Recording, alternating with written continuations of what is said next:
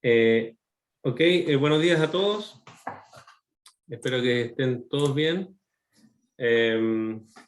Hoy comenzamos una nueva sesión del curso de intensificación ecológica, el nombre corto, ¿verdad?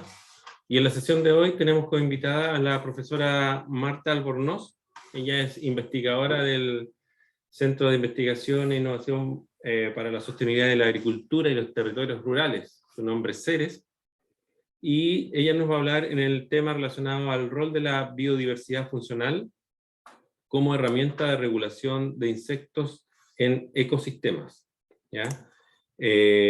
Además, comentarles que para el día de hoy tenemos dos presentaciones de artículos científicos sugeridos por la profesora y que van a estar a cargo de Claudio Enríquez y Mariela Pacheco, ¿ya? Así que desde ahora la coordinación de la sesión se la dejo a cargo de Marta. Muchas gracias, Marta, por tu colaboración en nuestro curso. Bienvenida. Adelante, por favor. Gracias, Carlos. Buenos días a todos y a todas. Es un placer estar con ustedes. Vamos a ir a adentrarnos un poco en la importancia de la biodiversidad dentro de los sistemas productivos, dentro de los cultivos, dentro del campo. Vamos a ir viendo algunos ejemplos prácticos para ir descubriendo, digamos, cómo la biodiversidad o cómo las diferentes especies nos pueden ir colaborando en el manejo de plagas, que es un tema que no es menor en los sistemas productivos. Hoy por hoy son de suma importancia de poder manejar de manera más sustentable en el campo, digamos. La pregunta que aparecía con la clase de hoy, pero ¿qué diablo es la biodiversidad funcional? Y ahí quiero que se desplayen. No sé, está Mantina, Emiliano, hay varios nombres. Adrián ya algo preguntó. Fabiola, ¿qué entienden por la biodiversidad funcional? Me gustaría que respondieran esas tres preguntas. Están viendo la presentación, ¿cierto? Sí, mira, yo justamente Sí, les preguntaba delante respecto a ese, tanto hemos discutido de la morfología y lo que decía Camila, que a lo mejor para tener más coincidencia morfológica y obtener todos los beneficios, quizás va a tener menos diversidad. Entonces, por eso también les preguntaba justamente así como un agricultor común y corriente, cómo puede usar esta información. Entonces, cuando nos preguntas qué ocurre con que entendemos por biodiversidad funcional, es un poco los servicios ecosistémicos que podemos obtener de la biodiversidad que tengamos yo siempre me lo imagino en un predio agrícola, o sea, en el fondo, que todos los servicios ecosistémicos, o sea, lo que tengamos insectos de control biológico, que tengamos más polinizadores, incluso podemos hasta tener temas más físicos, como controlar a lo mejor vientos, que ya va como por otro lado, pero desde el punto de vista como, más biológico, eso es lo que entiendo por biodiversidad funcional, en el fondo todos los ecosistémicos que voy a poder obtener de esto y que voy a poder disminuir los inputs que a lo mejor pueda estar colocando en ese cultivo, que a lo mejor los reemplazo con insumos sintéticos o externos. Con esta diversidad funcional no, voy a disminuir esos insumos. Exacto. Mira, la idea es que justamente tu pregunta la vamos a ir contestando a nivel de que va viendo la clase, porque esta clase, a diferencia de las otras, está muy, muy enfocada a lo que es la producción propiamente tal, a lo que haría un agricultor en campo. ¿Ya? Me gustaría escuchar la opinión de Amantina, de Emiliano, ¿quién más está ahí presente? Yo no los veo a todos. Hola. Aquí. Yo coincido con lo que dijo Fabiola, porque en definitiva podemos buscar diversas funciones dentro de la biodiversidad que nosotros encontramos en el campo. También, como dijo la compañera anterior, Valentina, creo, por ejemplo, en el caso de los microorganismos de suelo, una de las funciones puede ser justamente fijar nitrógeno o dejar más disponible el fósforo o algún otro nutriente. Entonces, en definitiva, la diversidad biológica que nosotros podemos utilizar dentro de nuestro predio, de nuestra realidad agrícola, tiene que ver con la función que nosotros queremos suplir. Perfecto. Yo también Emiliano. quería agregar, yo quiero agregar un poco a lo que dice Amantina y también respondiendo un poco a la pregunta que hizo Valentina, creo, que cuando preguntaba cuál es la función, cuál es la función que nosotros buscamos, porque hay muchas. Y claro, la función que nosotros vamos a buscar en esta biodiversidad va a depender del servicio ecosistémico que nosotros queramos recibir de esa biodiversidad. Entonces, si nosotros tenemos un problema, por ejemplo, voy a irme para el otro lado, nos falta nitrógeno en el campo, yo puedo solucionar ese problema de nitrógeno a través de la biodiversidad funcional, pero esa biodiversidad funcional tiene que tener los rasgos necesarios para poder suplir, para poder ejercer ese servicio. Entonces, ¿qué haría yo? Yo voy a buscar biodiversidad funcional que tenga rasgos, por ejemplo, las leguminosas, que tienen estos rasgos que se podría decir que el tema del rizobio, de la fijación de nitrógeno. Que la fijación de nitrógeno sería el rasgo que yo busco. En este caso, el problema que tenemos aquí son las plagas, los herbívoros. Entonces yo quiero el servicio de control biológico entregado por biodiversidad funcional a través de estos rasgos. ¿Y cuáles son los rasgos que buscamos aquí? La morfología floral. Entonces, todo va a depender de lo que yo estoy buscando, porque como decía Armando, estos son ecosistemas antrópicos. Entonces nosotros vamos moldeando y vamos solucionando los problemas a través de esta biodiversidad funcional, a través de los rasgos que tienen. Emiliano, ¿y cómo tú podrías saber si está presente esta biodiversidad funcional en un agroecosistema? Tú que trabajas en campo.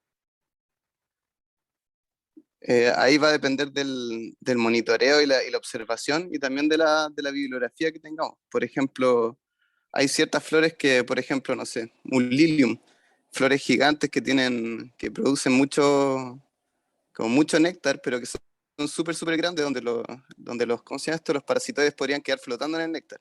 Y no es funcional. Entonces ahí nosotros tenemos que ver a través de la observación también. Y la búsqueda bibliográfica ayuda bastante también. Pero generalmente se recomiendan flores pequeñas, porque como sabemos los parasitoides son bastante pequeños. Perfecto. ¿Alguien más quiere aportar, opinar, preguntar? Camila, tú trabajaste con bandas florales en Chirimoyo. Sí. Cuéntanos ¿Aló? la experiencia. ¿Sí? ¿Me Te escuchamos. Sí, nosotros buscamos primero flores que coincidieran con los rasgos de los coleópteros, que atrajeran más coleópteros, y dentro de eso le hicimos diversa. Pero respecto a diversidad funcional, tengo entendido que es la diversidad de la variedad de rasgos, variedad de rasgos funcionales. Eso es diversidad funcional. Pero en estas bandas que ustedes instalaron finalmente no buscaban justamente eso, que esos rangos, esas flores tuvieran ciertas características Sí. que pudieran atraer a estos polinizadores. Sí, tenían ciertas características y dentro de ellas también eran diversas. Por ejemplo... Eran diversas. Sí.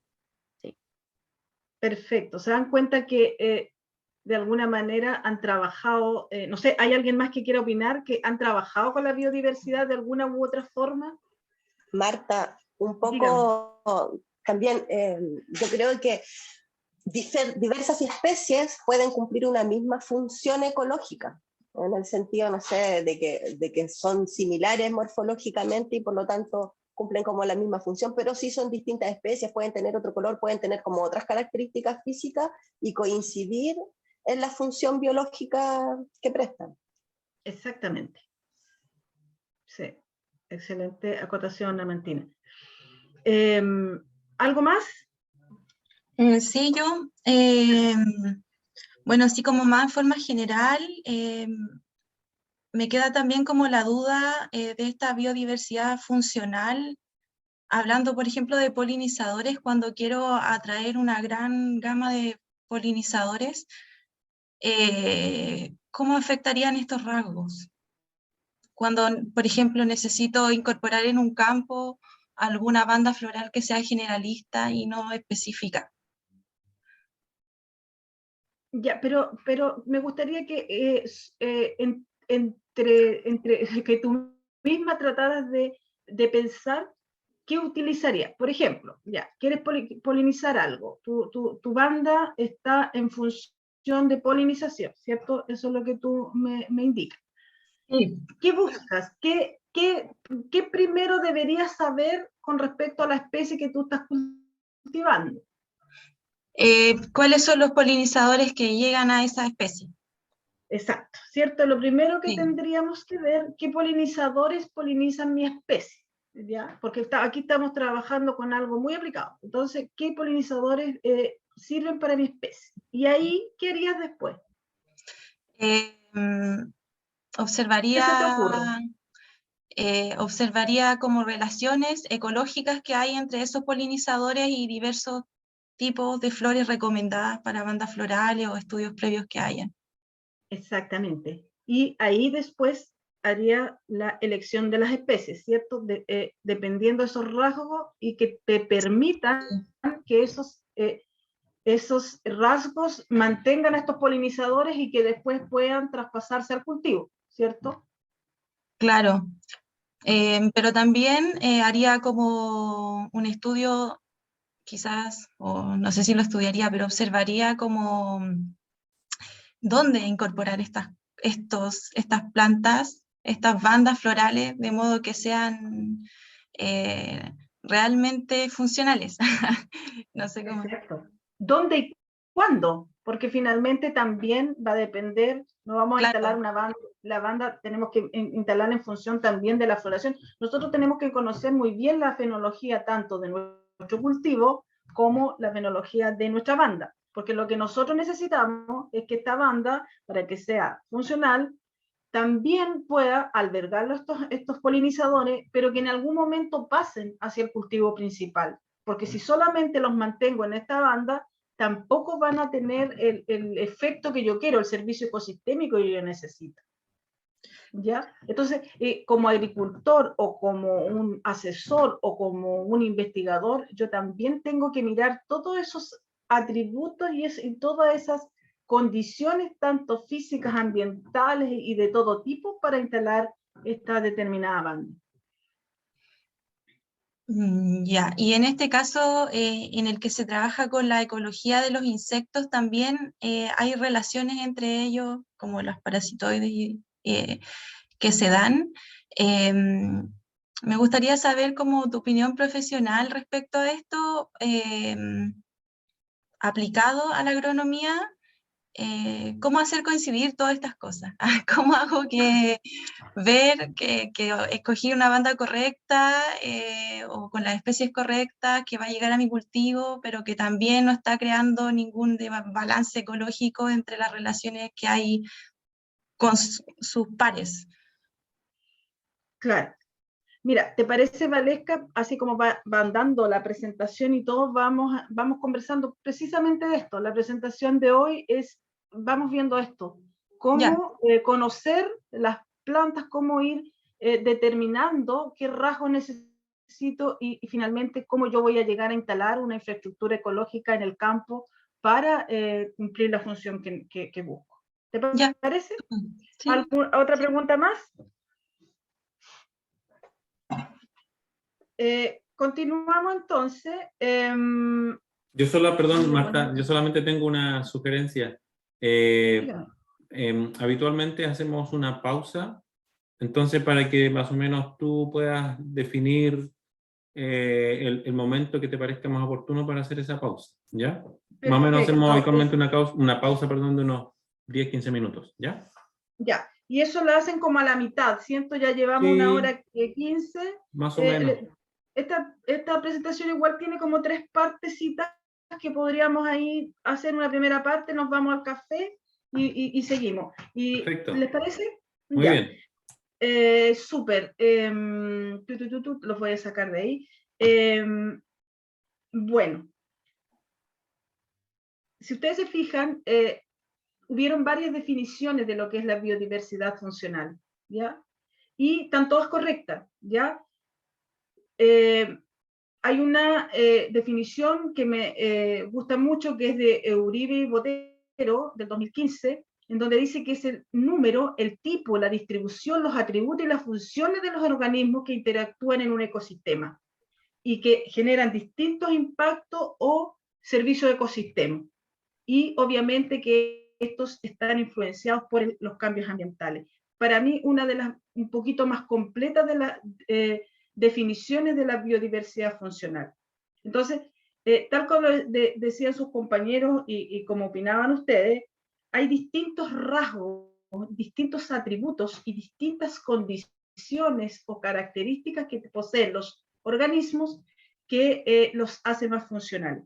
Generalmente, cuando trabajamos en la biodiversidad funcional, en el caso del campo, son manejadas por nosotros. Nosotros le damos las condiciones y las elegimos dependiendo de las necesidades que tenemos. Como decía Valesca, si yo necesito una banda o una biodiversidad que me ayude a la polinización, la tengo que conformar o la tengo que crear en función de lo que yo necesito. Y hay diferentes interacciones tróficas que se van relacionando. Entonces, uno no solamente tengo que mirar desde el enfoque de la banda, sino que qué es lo que necesito, primero mi cultivo, qué es lo que yo busco con esta banda, qué necesito, cuál es el servicio ecosistémico que me entregue, y ver cuáles son los componentes de esta. ¿Por qué? Porque en el caso de, por ejemplo, si yo necesito atraer polinizadores, yo tengo que saber qué tipo de polinizadores necesito. Porque si es una flor pequeñita, en donde la polinización preferentemente le podrían hacer las moscas, los sírfidos, no necesito una flor, no necesito que a mi banda llegue en preferente un bombus terrestre, que finalmente lo más probable es que en mi cultivo me agatira la flor más que me la polinice. Entonces, esas determinadas características son las que yo debo reconocer para poder instalar estas bandas florales o esta biodiversidad funcional en mi ecosistema. Entendiendo eso, cuando yo tengo un sistema productivo, un campo o tengo una unidad de producción, tengo especies vegetales que son los cultivos, tengo especies que son que crecen espontáneamente en el sistema, hay animales, hay distintos microorganismos que están asociados en este sistema y que contribuyen a la agricultura. Cuando nosotros tenemos una relación y un equilibrio entre todos esos componentes de mi agroecosistema, nosotros hablamos de que estamos con un cultivo sano o que podemos manejarlo más fácilmente y no necesitamos de insumos externos para poder mejorar. Nosotros tenemos que pensar que en este agroecosistema hay múltiples organismos vivos que están trabajando a todo nivel, ya sea plantas, microorganismos que están en el suelo, que están ayudando a la fijación de nitrógeno, microorganismos que están regulando otros hongos que podrían ser dañinos, y nosotros tenemos que llegar a ese equilibrio. Y también nosotros deberíamos tener en cuenta la matriz circundante de estos sistemas. ¿Qué es lo que está por alrededor y que podría aportarnos ciertas características y ciertas funcionalidad hacia nuestro sistema? Y cómo esos procesos yo los puedo interrelacionar y finalmente generar un beneficio hacia nuestras producciones. Entonces, nosotros tenemos que conocer muy bien nuestro agroecosistema, cómo está funcionando, cómo está compuesto, cuál es la matriz circundante que está y qué es lo que necesitamos implementarle o agregarle para llegar a obtener una mayor condición, una mejor condición y que nos entregue los servicios ecosistémicos que nosotros requerimos, ¿ya? Y eso es muy importante saber todas las interacciones positivas, especialmente positivas, pero también deberíamos conocer las negativas que pueden estar desarrollando toda esta biodiversidad que está presente en el ecosistema. Y dentro de estas interacciones tenemos que conocer tanto cómo se interrelacionan las comunidades y los organismos entre sí, ¿ya? Por ejemplo, hay interacciones de mutualismo, cuando ambas especies se benefician, comensalismo, predación, o sea, cómo algunas especies van regulando, sobre todo en el caso de plaga, cómo ciertos insectos pueden depredar o comerse, así derechamente diciéndolo, a las plagas. ¿Ya? El parasitismo, que es muy importante en el caso de la regulación de plagas, dado que esta clase está en función de eso, y también conocer las alopatías y la competencia. Si yo en un sistema, por ejemplo, estoy colocando una planta que finalmente va a competir con otra, me va a traer un daño más que un beneficio. Entonces yo tengo que saber compensar eso y conocer esas características. Hay plantas, por ejemplo, que producen ciertas sustancias que hacen que debajo de su dosel no crezca nada. Por ejemplo, un ejemplo muy clásico son los pinos. Ustedes ven una plantación de pino y ven que rápidamente desaparecen todas las hierbas, las malezas que están debajo de esa plantación. ¿Por qué pasa eso? Porque la cícula del pino tiene ciertas características que le acidifican mucho los suelos y finalmente van disminuyendo otras especies. Entonces, esas competencias, eso yo tengo que reconocerlo para poder ir desarrollando estas infraestructuras, como le llamo yo, de biodiversidad funcional en el campo, ¿ya? Cuando yo reconozco eso, me permite de mayor manera mejorar y desarrollar estas formas de biodiversidad que me van a proteger, sobre todo de las plagas. En el caso de cuando yo quiero controlar la plaga propiamente tal. Entonces, hay un cuadrito muy simpático que tiene Nichols, el del año 2008, en donde ellos hablan de cómo cuando nosotros manejamos este agroecosistema, logramos desarrollar un mejor control de plagas si tenemos distintas franjas de cultivo que nos protegen, tenemos uso de los policultivos, rotaciones, cultivos de cobertura, y vamos desarrollando un manejo integral tanto del suelo. Ellos hablan, ojalá, de una labranza cero. ¿Por qué? Porque cuando hacemos labranzas muy fuertes, también estamos rompiendo y perdiendo la biodiversidad funcional que está a nivel de suelo.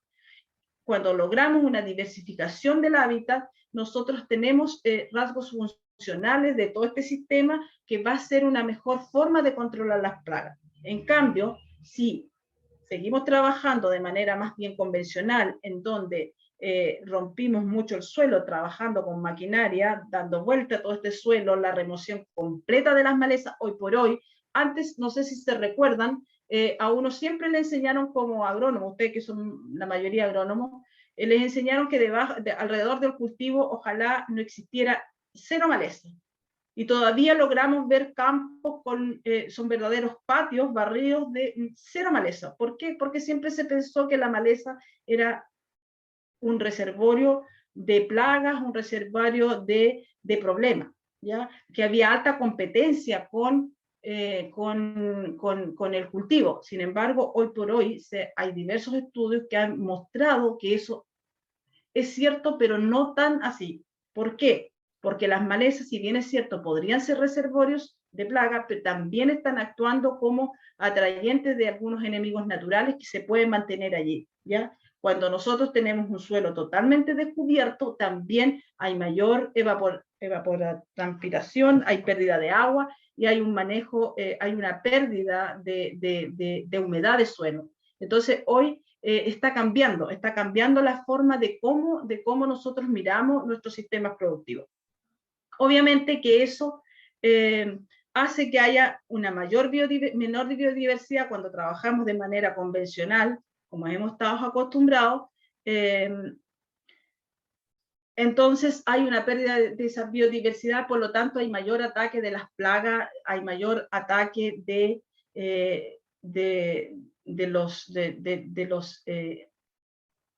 las enfermedades y de todo aquello que nos puede dañar.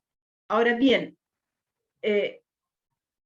pero la pregunta es, ¿el agricultor está dispuesto, está dado su forma que tuvo todos estos años de producir convencionalmente, está dispuesto a hacer estos cambios? ¿O cómo nosotros hoy por hoy podemos irlo convenciendo de que estos cambios podrían ser efectivos y que finalmente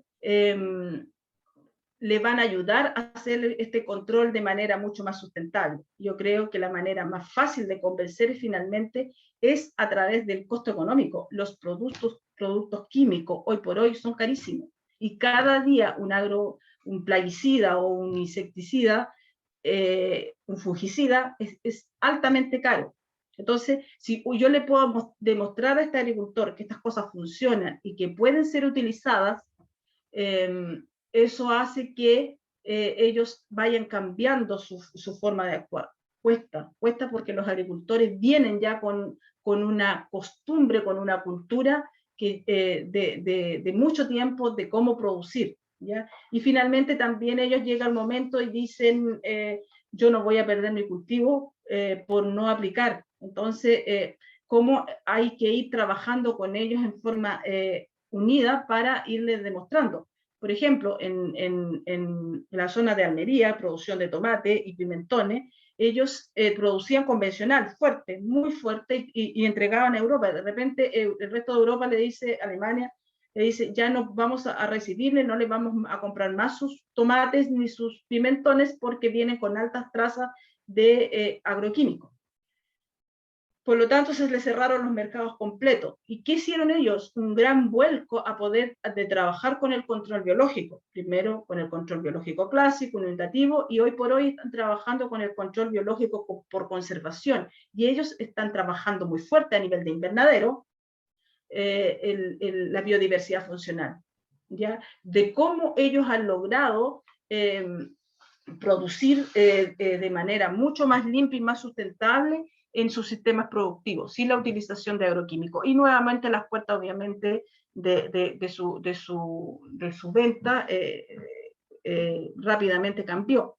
Sin embargo, hay un fuerte apoyo a nivel de gobierno, pero también en las entidades de investigación, las entidades que son similares acá a Línea o al INDAP, allá y las universidades trabajaron en conjunto con todos ellos y entre todos encontraron una solución eficaz, incluido ellos en su trabajo, incluyeron trabajar en conjunto con los productores de controladores biológicos, en un trabajo en conjunto, y se logró llegar al control biológico de una manera muy eficiente ya en la producción. Y me gustaría que me contestaran esta pregunta. Hay muchos factores que afectan la biodiversidad y esta desaparición y esta aparición de desequilibrio entomológico del sistema. Hay muchos. Me gustaría que ustedes, si a alguien se le ocurre alguno, para no ser tan, esta clase hacerla más interactiva, por favor, me preguntan cualquier duda, cualquier cosa, me interrumpan. Yo no los veo, pero hábleme, por favor.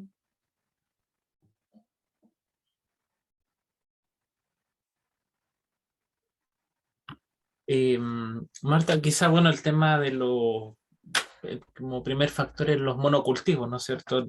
Grandes superficies cubiertas de un solo cultivo van como forzando los hábitats para que en el fondo la biodiversidad vaya disminuyendo. De manera que cuando aparece una nueva plaga, causa grandes estragos, un poco lo que pasó en Almería. Y también lo hemos visto a veces en otras partes del mundo, el tema de las langostas y todo eso. Exacto. Eso Sí. como para empezar, creo yo.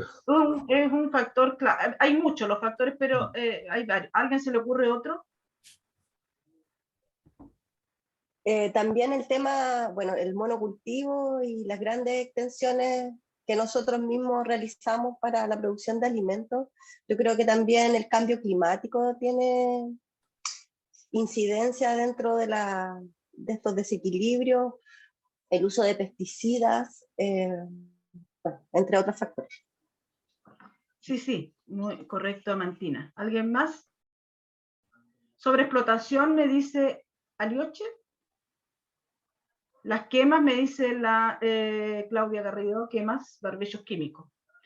Correcto. Todos esos factores influyen en la pérdida de la biodiversidad y la aparición de esos desequilibrios. Yo los he clasificado en 5 principales, como le digo, hay muchos, pero de entre ellos tenemos, no me quiere pasar la presentación.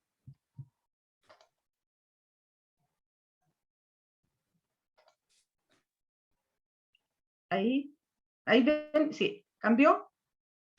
Si alguien me contesta, por favor, porque está como pegado a mi computador. Sí, bueno, dentro de los principales desequilibrios tenemos los que ya nombraron ustedes, y uno de los grandes factores que influyen en estos desequilibrios entomológicos es la pérdida de biodiversidad propiamente tal. Y no solo a nivel de plantas, sino también a nivel de suelo, ¿ya?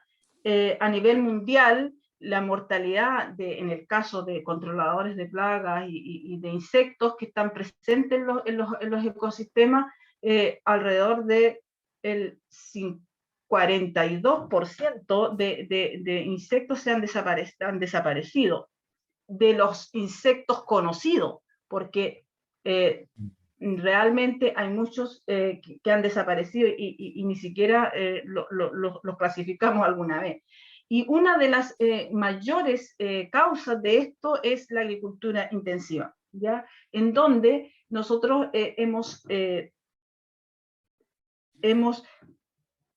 abierto muchos lugares para hacer agricultura, donde hemos barrido con muchas plantas, con mucha biodiversidad presente en eso. Cuando nosotros limpiamos, por ejemplo, un sector en un bosque o en una selva para hacer agricultura, hemos ido de alguna manera eliminando no solamente las plantas, sino todos los organismos vivos que están presentes en esa zona.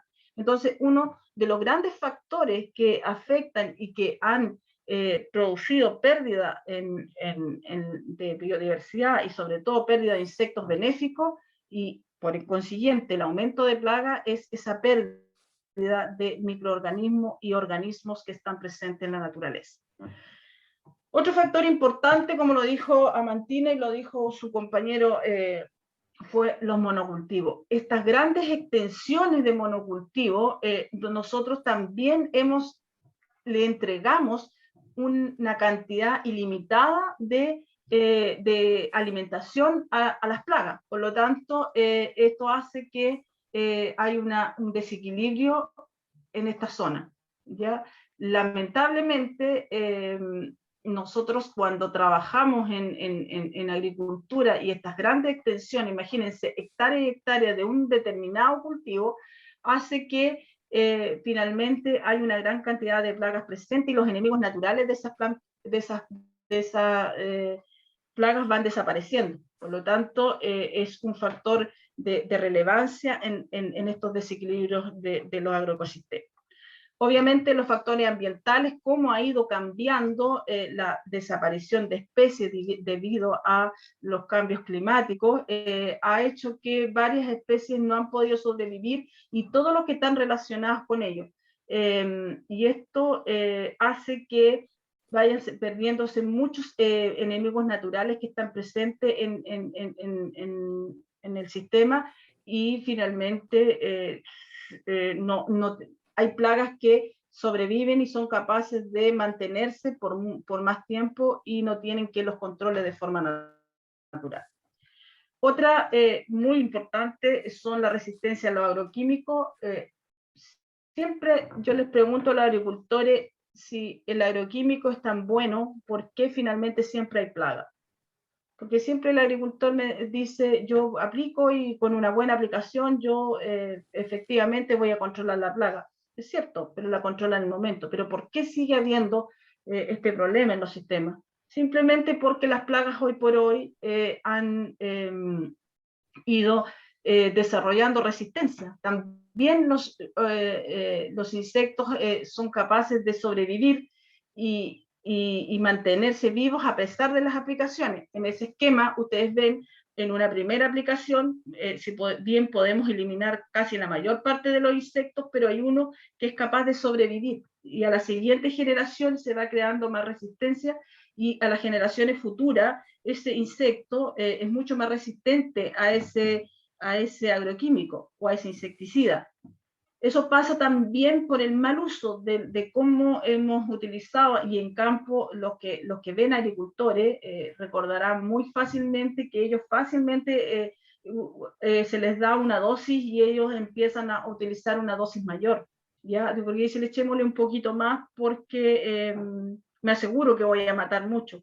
pero finalmente eso también ha provocado que los insecticidas han creado la resistencia y cada día vamos ocupando una mayor cantidad de ellos para poder controlar estas plagas. Y cuando nosotros usamos los insecticidas, también por el otro lado, también estamos eliminando los insectos benéficos. El insecticida, si bien es cierto, mata la plaga, también mata al enemigo natural. Por lo tanto, finalmente vamos acabando con aquellos insectos que nos pueden ayudar a controlar esta plaga. Y un cuarto factor que no es menos importante son los factores antrópicos. Si bien es cierto, todo lo demás, la pérdida de biodiversidad, el uso de resistencia, tiene que ver con la parte antrópica, tiene que ver con cómo nosotros hemos manejado nuestros sistemas agrícolas. Acá está un poco más llevado a cómo el ser humano, por la intención de poder producir una mayor cantidad de agricultura o mejorar la agricultura, ha utilizado, ha dañado de tal manera el suelo, por ejemplo, a través de una producción continua, sin rotaciones, sin descansar, ha alterado el suelo, también ha alterado las coberturas que están por encima, estas coberturas protectoras, entonces, y una gran remoción de la masa, de la biomasa. Eso ha hecho que también tengan un efecto sobre las poblaciones de plaga, ¿ya? Otra cosa que no menor, que cuando uno trae ciertas plantas de un lado a otro, va moviendo las plagas de un sistema a otro, va moviendo, por ejemplo, hay gente que lleva plantas hacia un sector donde hay una plaga que no está presente y ese traslado sin un cuidado adecuado, uno lleva la plaga y lo más probable es que en ese lugar todavía no estén presentes los enemigos naturales, entonces la plaga se desarrolla. Se viene por descuido o se puede ser porque muchas veces uno siempre lleva una planta sin pensar que en ese suelo puede llevar una plaga importante. Lo que pasó con mosca blanca, Bemisia tabaci entró primeramente en la zona de Quillota, finalmente por traslado de material se fue a la zona del norte y allá se ha desarrollado mucho más. Bemisia tabaci está en el norte. Acá por las condiciones ambientales no funcionó, pero finalmente la llevamos, después de haber arribado al país, la llevamos a otro sector, a otra zona, en donde está haciendo estragos en los invernaderos del norte. ¿En qué año más o menos obviamente, ¿perdón? ¿En qué año más o menos llegó esa mosquita? La mosca blanca, la Bemisia tabaci, llegó ya por los años 85 aproximadamente en la zona, no tuvo un impacto fuerte acá en la zona de Quillota, pero sí se trasladó al norte. La que está presente acá en la zona es la Trialurode, ¿ya? Esa sí que está, cualquier invernadero, cualquier planta de tomate o solanácea, tiene mucha mosca blanca, la Trialurode, que es la que está a mayor nivel de país, digamos. Trialurode está hasta la región, debe estar hasta casi a la 10ª región. Y todo este traslado de plantas ornamentales y todo, han llevado distintas plagas hacia distintos sectores. Entonces es una forma de cómo nosotros hemos ido siendo partícipes del problema de plagas.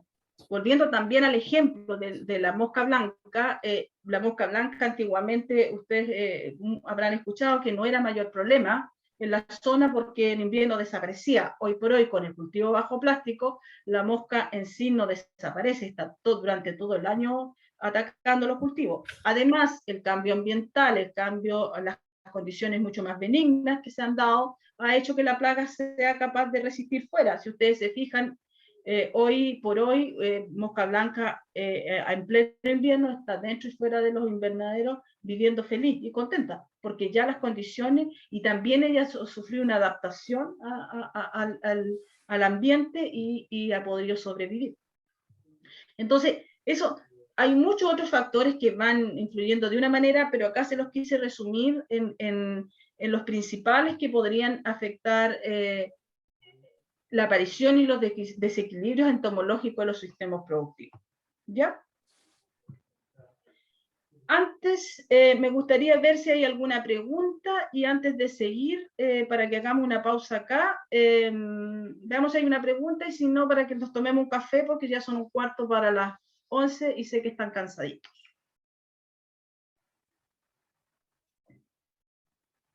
Si no hay preguntas, ¿les parece que nos vamos al café? Bien. Carlos, ¿a qué hora De acuerdo. volvemos? ¿Tú nos dices? ¿Se ve? Sí, está ok. Ya.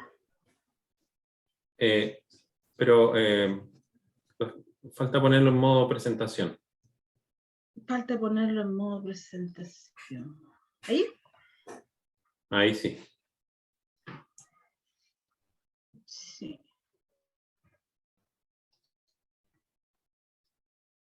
Súper. Bien, continuamos entonces con la clase de hoy. Me gustaría que alguien me ayudara a contestar esta pregunta. Amantina, Camila, Alocia, ¿así se pronuncia? Hola. Catalina. Sí, me gustaría ver. Bueno, son varios los aportes que da la biodiversidad funcional a los sistemas productivos, comenzando por el control de insectos que generen daño a nuestros cultivos, también ayudando a polinizar, ¿cierto?, los cultivos, y en cuanto a producciones como de semillas, por ejemplo, puede ser súper importante esta polinización cruzada para tener semillas con variabilidad genética.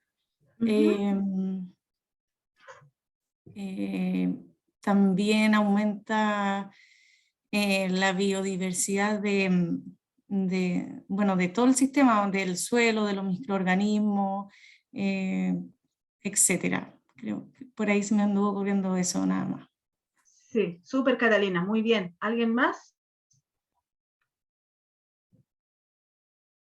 Yo creo que en general la biodiversidad funcional aporta mayor resiliencia del agroecosistema a los efectos del cambio climático, por ejemplo, porque es un aporte de variedad de servicios ecosistémicos que se va integrando. No es una sola cosa. Entonces es un aporte integral a poder tener mayor resiliencia. Excelente. ¿Alguien más? Bueno, como lo decían, exactamente, el efecto de la biodiversidad o este valor que podría entregarle en el agroecosistema son múltiples. Entre esos está todo lo que tiene que ver con la descomposición de la materia orgánica y el reciclaje de nutrientes. Usted sabe que debajo del suelo hay una gran cantidad de microorganismos que están trabajando para usted, como dirían los agricultores, en la descomposición de la materia orgánica y el reciclaje de nutrientes, que son muy importantes, y esto también está directamente relacionado con plagas y enfermedades, porque finalmente cuando hay suficiente materia orgánica, cuando los nutrientes están en un sistema estar equilibrado, también hace que la planta esté enfrente de mejor manera el ataque de patógenos, ¿ya? Entonces está relacionado con ello. Obviamente que hay regulación de los procesos biológicos, energéticos, hidrológicos, ayuda, tal como lo decía su compañera, a condiciones microclimáticas, entrega alimentos, refugio y hábitat para los enemigos naturales o los organismos benéficos, en este caso todos los controladores biológicos autóctonos, tiene un efecto importante sobre ellos.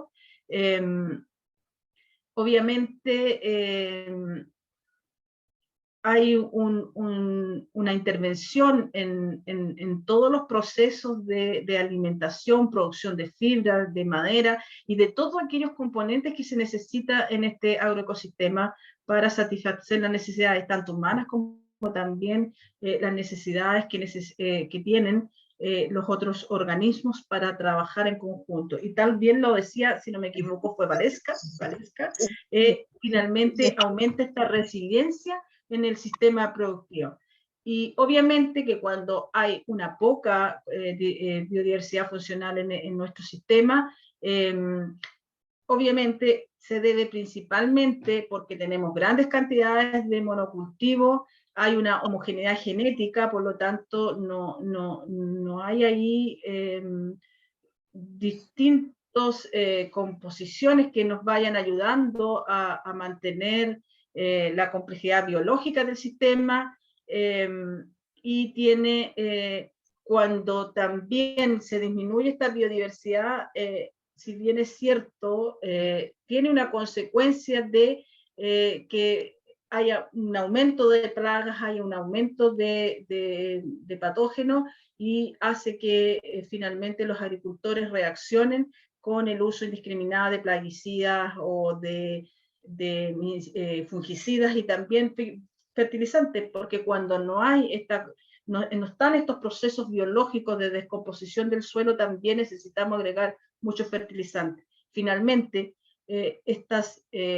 cuando nosotros vamos agregando toda esta cantidad de fertilizantes, que también lo hacemos de manera no adecuada, hay grandes cantidades de nitrógeno circulando en el suelo, que hace también que las plantas, cuando tienen un acceso demasiado a nitrógeno, también sean más presa más fácil del ataque de los enemigos, de las plagas, ¿ya? Entonces, toda esta disminución de esta biodiversidad, hay un efecto súper fuerte en el agroecosistema, en desmedro de ello. Entonces, siempre tiene que haber un equilibrio en todas las condiciones. Una plaga va a ser plaga cuando rompe ese equilibrio, cuando se aumenta. Si tenemos los suficientes controladores biológicos para mantener esas plagas en regulación, no van a ser problemas. El punto es que ese equilibrio debe mantenerse. Por ejemplo, en el caso de nosotros no trabajamos porque las plagas desaparezcan de completo del sistema. Lo que trabajamos es que la plaga no tenga un efecto importante en la producción final del agricultor. Ahí apuntamos, no apuntamos a la desaparición completa. Y en ese contexto vamos a pasar un poco a ver también cómo la planta en sí se defiende contra la herbivoría, ¿ya? Y finalmente cómo eso nosotros lo podemos utilizar como información para que podamos desarrollar estas infraestructuras ecológicas o diseñar estas unidades de biodiversidad funcional en nuestros sistemas productivos. Y aquí me gustaría que ustedes, ¿qué se les ocurre cuando hablamos de la defensa de una planta contra la herbivoría? Y cómo nosotros podemos usar esta información para poder generar estos sistemas. Si alguien tiene una idea, que por favor nos las vaya diciendo. Yo, profesora, yo lo que sé que algunas veces las plantas eliminan o exudan compuestos volátiles para poder sobrepesar esto de la herbivoría, no solamente con insectos, sino también con animales. Exactamente, sí. Amantina tiene la mano alzada. Sí, iba a decir lo mismo que acaba de decir la compañera, que las plantas tienen un sistema como de respuesta inmune, por decirlo de alguna manera, donde una vez que son atacadas por los fitófagos, ellas producen compuestos alelopáticos que los ayuda a combatir, o compuestos que refuerzan su propio sistema inmune, por decirlo de alguna manera. Exactamente. Mariela.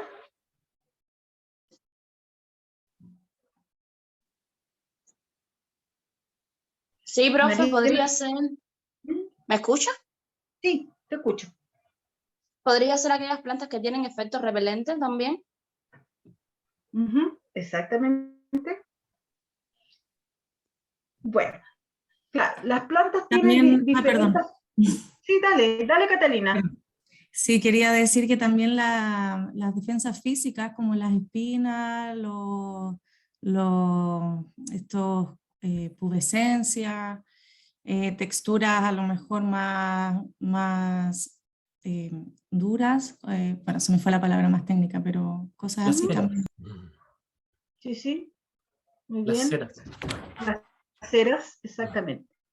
Exactamente. Es muy bueno conocer cuáles son las defensas de las plantas contra la herbivoría, porque también podemos utilizarlas para como beneficio nuestro, porque tienen esas funciones que hacen que, como también lo dijeron ustedes, muchas plantas cuando son atacadas por un herbívoro producen ciertos olores, ciertas reacciones que hacen, por un lado, que puedan atraer los enemigos naturales, como también pueden atraer otras plagas. Ahí puede pasar también lo mismo.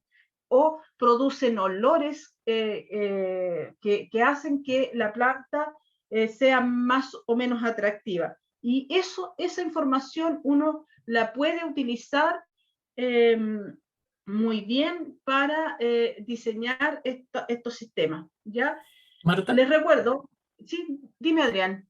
Disculpe, más que nada, también había como el tema de los hábitos de las plantas de floración o de como formas de, por decirlo así, de crecimiento, de brote, había como un tema de comportamiento también que era, también influía en las defensas, algo así recuerdo. Te estás recordando del otro curso, sí, Sí, del otro. sí.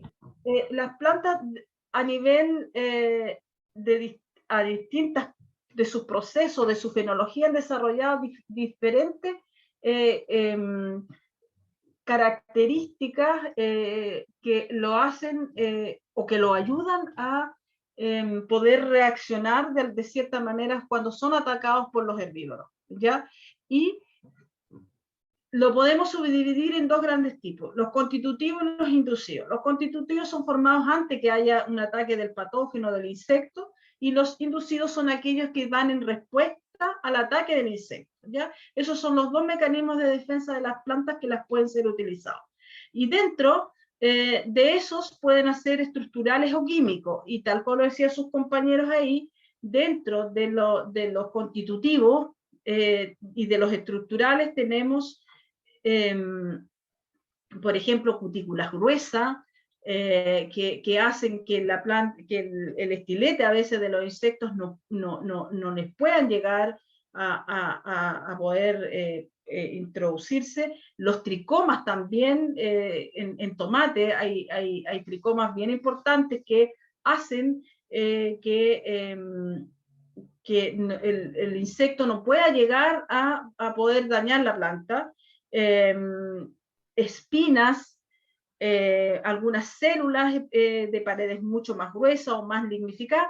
Esas son las defensas constitutivas, ya estructurales. Y algunos componentes o volátiles que presentan las plantas que también pueden ser utilizados para repeler, por un lado, la plaga, o cuando, y ya pasamos hacia el otro lado, estos permiten que cuando el insecto, en la planta es atacado por el insecto, se generan también ciertos volátiles que son identificados por los enemigos naturales. Entonces es una respuesta defensiva de la planta, y ahí pasamos a los inducidos.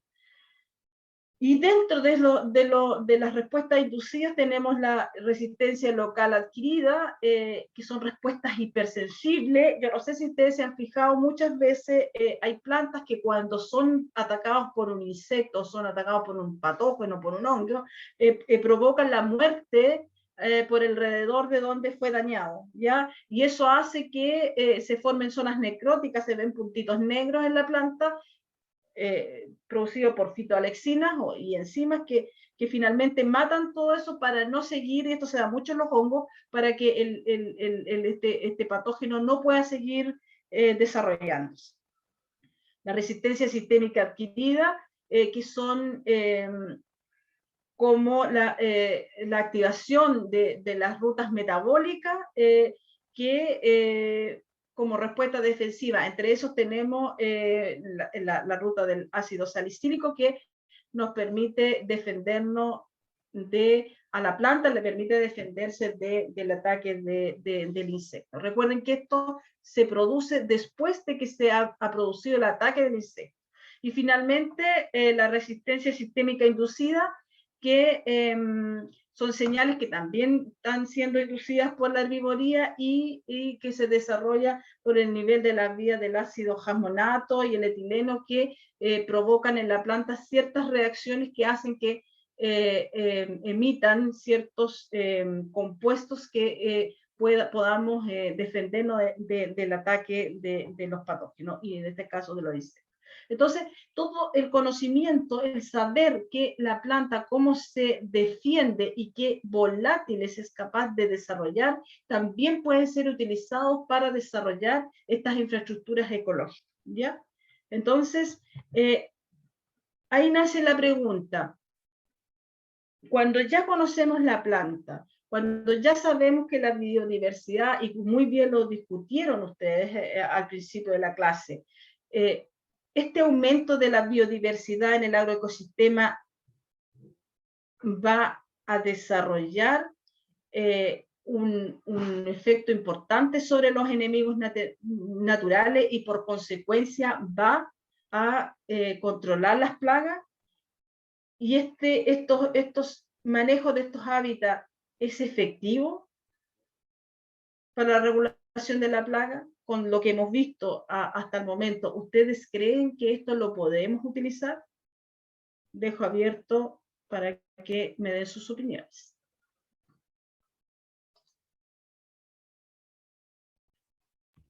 De todas maneras, Marta,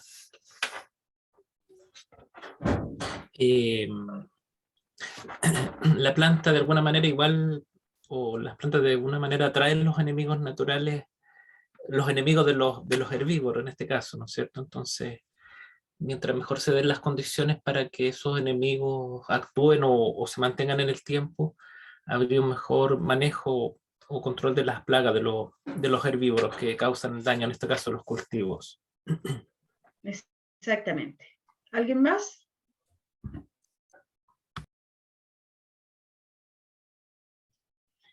Bueno, siguiendo, obviamente la respuesta es sí, sí, las coberturas vegetales van a fomentar la presencia de la fauna benéfica, eso está comprobado, que reportan refugio, aportan lugares de oposición y oportunidad para la reproducción y para alimentación de los enemigos naturales, también está estudiado y eso es así, y se convierten en aliadas en el control biológico de conservación preferentemente, ¿ya?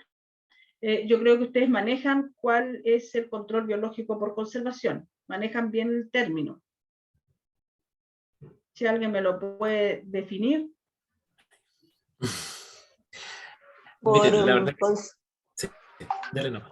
Adrián, el manejo por conservación requiere, en definitiva, propiciar y conservar el medio ambiente para que haya una reproducción natural de los insectos. Y por lo tanto se diferencia, por ejemplo, del método de inundación, que es el cual donde nosotros compramos insectos que son enemigos naturales, ya sean parasitoides o depredadores, para introducir dentro de un sistema que carece de estos nichos o hábitats naturales que tienen los insectos.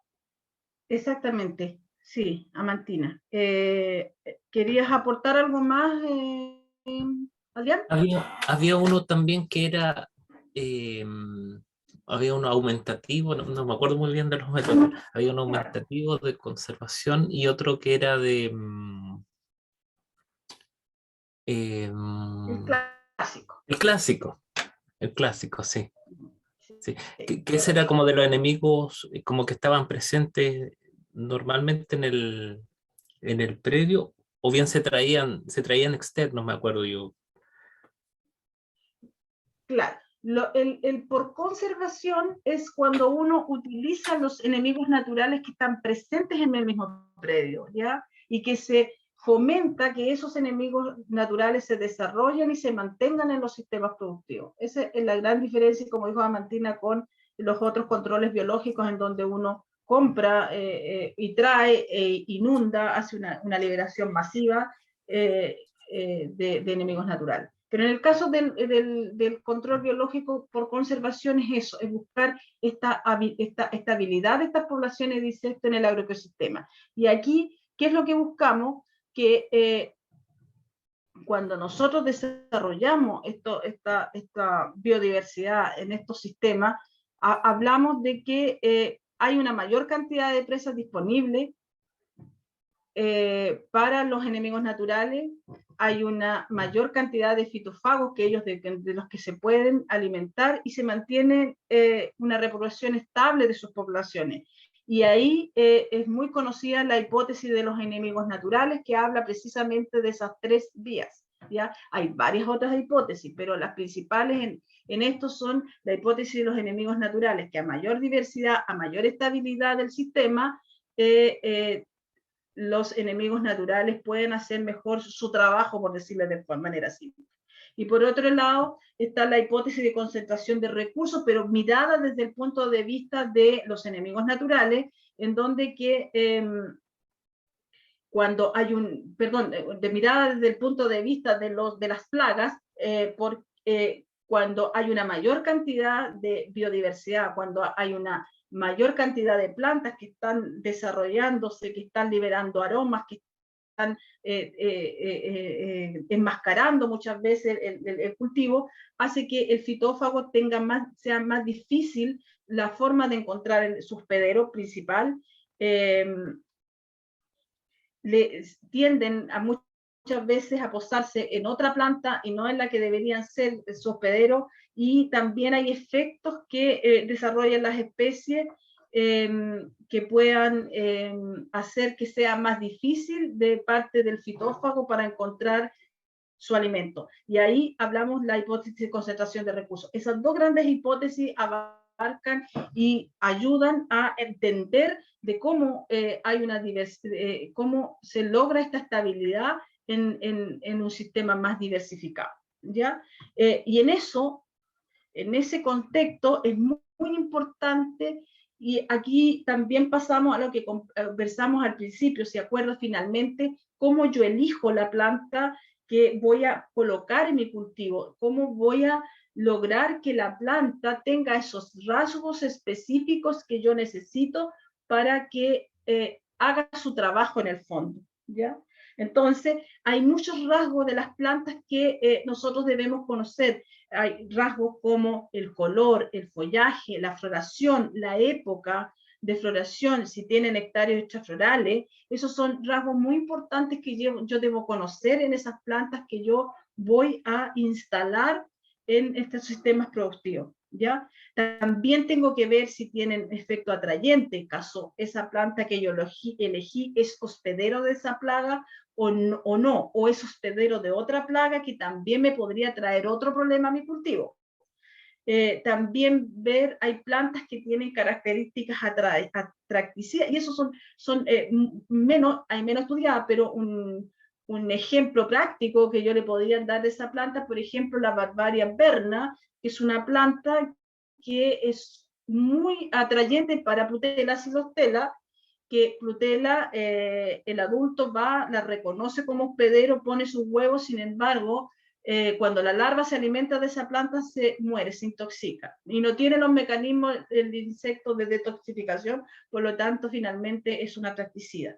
Y obviamente las plantas que tienen efectos repelentes, todas esas y una infinita otras características de las plantas o rasgos funcionales yo tengo que tener presente para hacer mi elección y saber cuál es lo que yo necesito para poder instalarla en mi sistema productivo. Tal como dijo su compañera al principio, ¿se acuerdan? Si yo tengo un cultivo, voy a mirar la floración de mi cultivo, la época de floración, el tamaño, la flor, qué insectos la están polinizando, porque ella hablaba de una banda de polinización, que la pueden... qué insectos están llegando ahí, qué están polinizando, cuál es el efecto, y nosotros tenemos que hacer una banda para que traiga esos insectos que necesita mi cultivo. Entonces, todas estas componentes, estas características de las plantas, nosotros deberíamos conocerlas, ¿ya? Para poder instalar. Entonces, la correcta elección cuando nosotros también estamos fomentando el control biológico por conservación, ojalá utilizar plantas autóctonas o bien aclimatadas. ¿Por qué? Porque las plantas autóctonas también van a traer enemigos naturales propios del lugar, ¿ya? Entonces nos van a ayudar a atraer esos enemigos naturales que podrían ser útiles en nuestro sistema. Hay que ver también que esa planta no sea reservorio de algún virus que podría afectar la planta, el cultivo principal, o que no sea una planta que sea muy buen hospedero para otra plaga, que finalmente también haga que yo traiga una plaga que no la quiero en mi cultivo, que no la tenía y que más encima traigo otra. Obviamente que ofrezcan recursos de alimenticio y refugio a los enemigos naturales, que tengan néctar, que tengan polen, sobre todo los parasitoides. Les recuerdo que el parasitoide adulto necesita el néctar para poder alimentarse y mejorar la postura finalmente.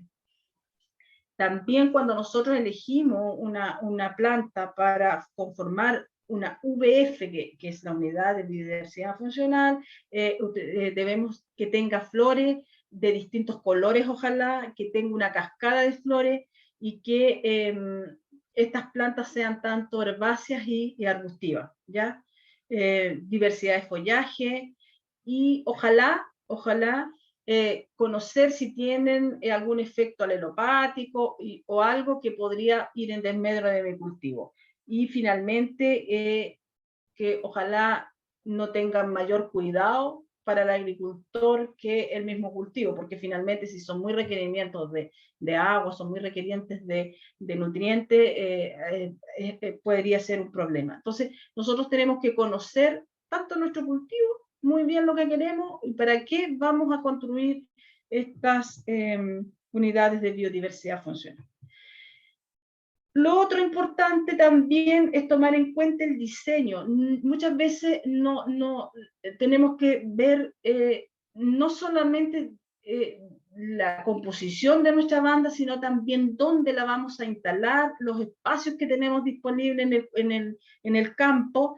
Tenemos que tener cuidado con la densidad de plantación de nuestra banda y tienen que estar ubicados en lugares estratégicos también. ¿Por qué? Porque muchas veces es importante saber en un campo de dónde viene el arribo de la plaga. Entonces, si la plaga viene desde el sur hacia el norte, a lo mejor ahí una barrera en esa zona va a ser mucho más efectiva que yo la ponga al otro lado, cuando la plaga viene desde un lado. Que es conocido, y eso el agricultor o el asesor o la persona que está trabajando en él debe reconocerlo, ¿ya? Los vientos juegan un papel importante en el arribo de las plagas a un sistema, y eso debemos conocerlo. Entonces, todo eso del diseñar, la forma, el establecimiento, las cantidades, las densidades de plantación que yo utilice en este diseño tiene que estar también bien pensado, ¿ya? Y no es solamente colocar en un sistema una banda, ¿ya? Sino que ir mirando todas las condiciones que tiene ese sitio y ese sector en donde yo la voy a utilizar. Con estas características, estas bandas o estas asociaciones de plantas o esta VF, porque pueden tener distintas formas, distintos tamaños, distintas composiciones, sí nos van a ayudar a mantener y aumentar la fauna benéfica, en este caso los enemigos naturales de las plagas, le aportan refugio a los enemigos naturales y son grandes aliados del control biológico, especialmente el control biológico por conservación. Entonces, todas estas características es importante tenerlas en cuenta cuando nosotros diseñamos e instalamos una infraestructura agroecológica o una unidad de biodiversidad funcional. ¿Ya? Entonces, ¿alguna pregunta hasta acá? Sí, yo tengo una consulta respecto a las especies. Como una de las recomendaciones que sean autóctonas o aclimatadas, yo pienso como en especies nativas y claro, me voy así como agrónoma a pensar de dónde saco la semilla o de dónde saco la materia prima en el fondo para poder incorporar estas bandas. Que se puede hablar un poquito respecto a eso. Mira, si esa pregunta me la hubieses hecho a lo mejor 5 años atrás, era mucho más difícil responder, dado que había que ir a hacer casi colecta dentro del sector en donde yo quería ubicarla. Sin embargo, hoy por hoy hay muchos viveros ya que están trabajando con plantas autóctonas, que están justamente en función de que están viendo que se abrió un nicho en este sentido, están desarrollando muchas plantas que son aptas, que son nativas y que podrían ser utilizadas en nuestras bandas, digamos. Eso por un lado. Por otro lado, nosotros tenemos que también utilizar el recurso que hay presente en el campo, ¿ya? Tú, si estás en un campo en donde, por ejemplo, hay una quebrada, un curso de agua, algo, te aseguro que va a haber plantas que uno debería observar y que podría ser utilizadas. Dejar un poco crecer la vegetación espontánea que hay en el lugar también te va a ayudar, ¿ya? Hay muchas formas ahora, pero por ejemplo, te doy un ejemplo, el vivero Pumahuida en Santiago, cerca de Santiago, ese vivero está desarrollando una gran cantidad de plantas que están trabajando, por ejemplo, que sirven para polinizar y hoy por hoy están utilizándolas para polinización en palto, ¿ya? Ellos están trabajando, hay un desarrollo de esas plantas y hay muchos viveros ahora que están trabajando con plantas autóctonas en función de esto que yo les estoy hablando, porque es algo que se viene, ¿ya? Antiguamente era más difícil, era mucho más difícil de poder encontrar estas plantas propiamente tal, pero Sí, hay sí. otras, perdón, última, hay plantas cultivadas que también te pueden servir, dime. Sí, que yo igual tenía conocimiento de algunos viveros que la producían, pero pensaba más a nivel de producción de semillas como para poder hacer la siembra en el campo. Sí, sí, también hay o sea, también puede ser a través de recolección y no olviden también que también hay muchas plantas que también se pueden producir por esqueje, entonces también eso te hace la facilidad de poder trabajar con eso, con especies que podrían ser multiplicadas a través de esquejes con enraizamiento de esquejes, digamos. Y lo Camila, otro, una dime. última consulta, que mencionaste una planta que estaban ocupando polinización en palto, ¿cuál era el nombre?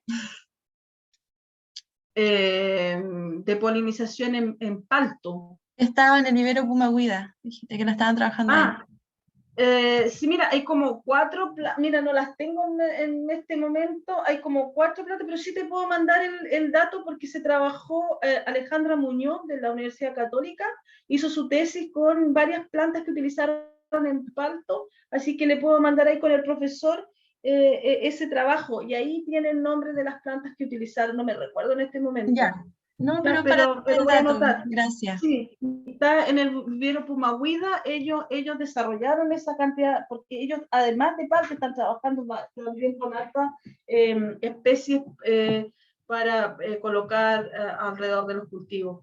Sí. Ya, gracias. Ahí te aviso, porque te mentiría si te digo el nombre de las plantas. Camila C. Hola, sí.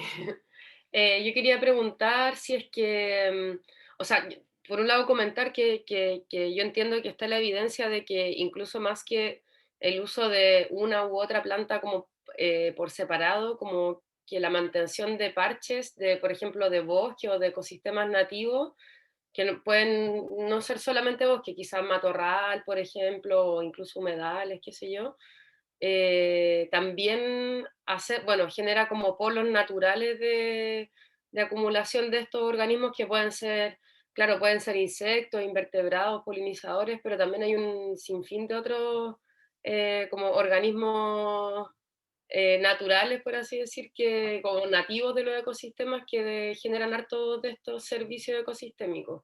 Incluso hay un proyecto bien interesante de conservación de franjas de bosque aledaños a viñedos.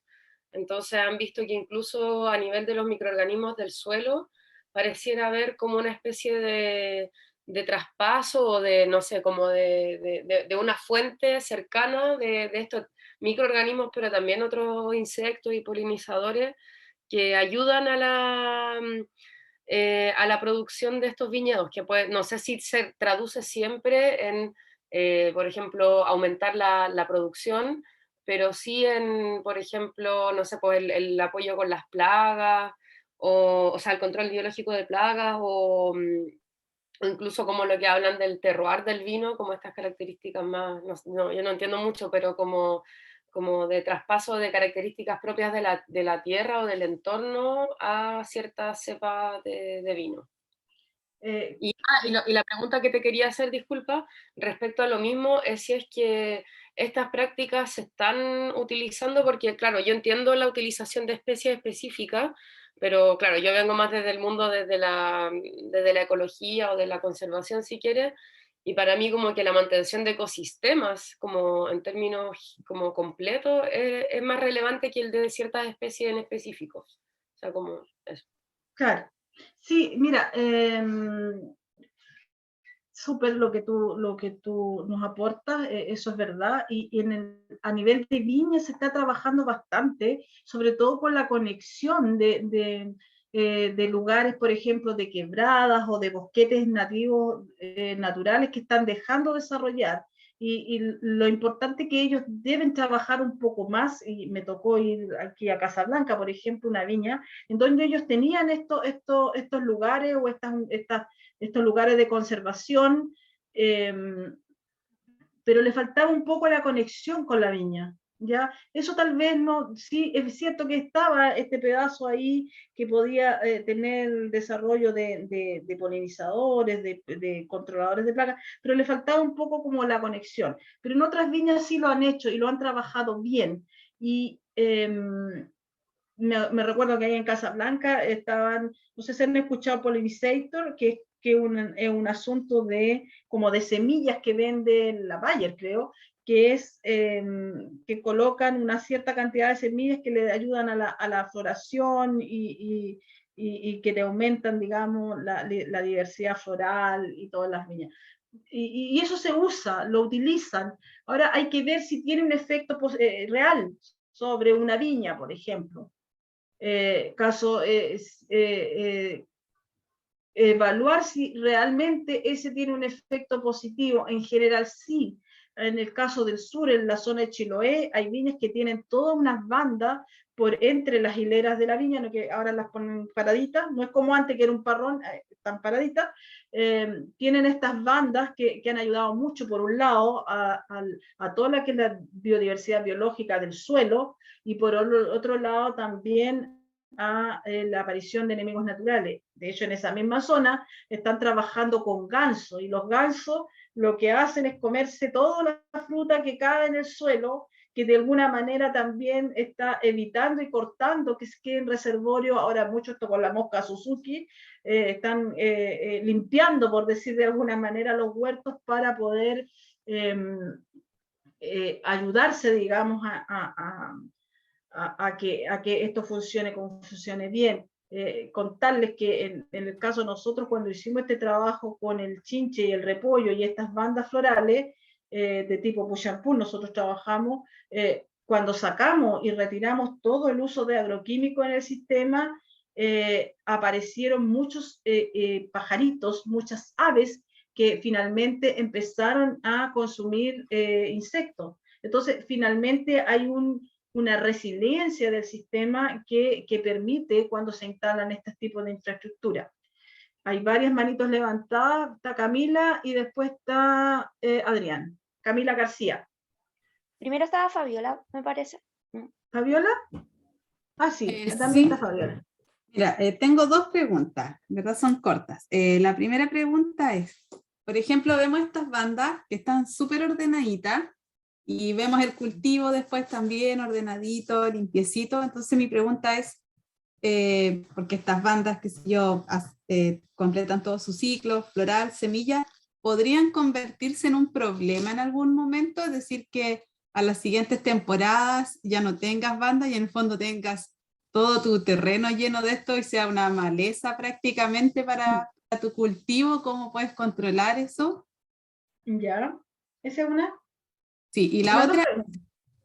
y la otra pregunta es si estas bandas tienen que ser necesariamente de especies florales, o sea, de especies herbáceas, o si tienen que ser, o sea, el aumentar la biodiversidad tiene que ser con plantas herbáceas. Me refiero a si tengo árboles, no sé, frutales, lo que sea, y puedo colocar una banda de árboles en el fondo. Si tengo, por ejemplo, un cultivo, no sé, de duraznos, manzanas, lo que sea, y entre medio colocar bandas con otras especies de árboles, o tienen que ser siempre herbáceas. Ya. Te respondo las dos preguntas. Primero era ver caso estas bandas podrían ser un problema para el agricultor. Mira, en el caso un poco cuando estamos hablando de frutales, la banda es mucho más fácil de manejarla, por decirle de alguna manera. ¿Por qué? Porque no la tenemos que sacar, la mantenemos. Si tenemos una banda floral dentro, entre dos camellones, podemos pasar un tractor, remover, permitir el semillar. Es mucho más fácil. Eso siempre va a ser.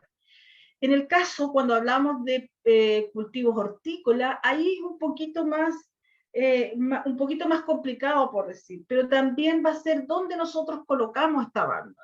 Por ejemplo, nosotros en algunos trabajos que hicimos colocamos la banda en función de cómo hizo hacer el trabajo del tractor, cosa que si el tractor pasaba, finalmente no tuviera problemas, o sea, lo pudiera mantener si el agricultor así lo requería, digamos, o se colocaba en los bordes en donde se puede mantener. Y siempre yo creo que una banda debe ser manejada. No puede llegar y dejarse la banda ahí y que crezca tonta y a loca, porque finalmente, como dices tú, va a ser un problema, ¿ya? Y eso se puede, cuando las bandas están insertas. Ahora, si son más pequeñas, se pueden ir cambiando, pero hay que tener un manejo, siempre hay que tener un manejo y un cuidado de la banda. Y con respecto de la otra pregunta, si tienen que ser herbáceas arbustivas, también va en función de tu cultivo, ¿ya? Generalmente, por ejemplo, si tenemos plantaciones en las viñas, tú ves más herbáceas, porque tenemos leñosas y herbáceas por entre medio, ¿ya?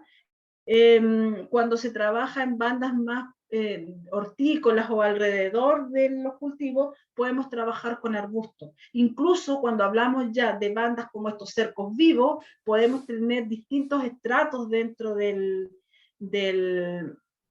sistema, digamos. Entonces, va a depender de tú lo que necesitas. Y generalmente, mira, yo en la zona de España, cuando yo te contaba esto, que trabajaban en los invernaderos de tomate, afuera del invernadero tenían arbustiva, porque cuando ellos retiraron los agroquímicos se dieron cuenta que aparecieron muchos enemigos naturales del sistema, del entorno. Entonces tenían un trabajo muy bonito con arbustos, porque estaban con invernadero, con arbustos y con herbáceas. Entonces siempre hay una asociación, siempre es bueno tener ambos, ¿ya?